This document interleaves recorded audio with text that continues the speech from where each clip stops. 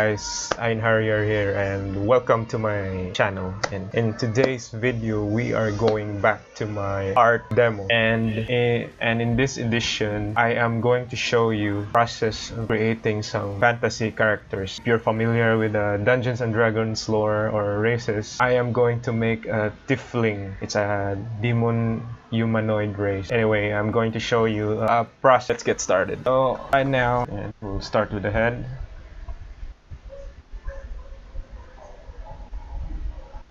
Right now I'm doing some gesture drawings.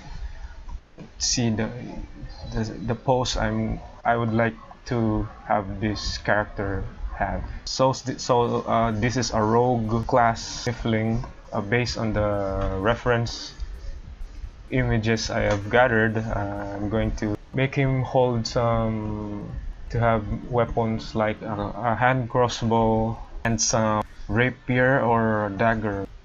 Yeah, we could flip this one. We can have the right hand be holding the crossbow like the reference above. I'm still conflicted if I'm going to make him hold a dagger or a rapier, but anyway, at this point I will speed up the video.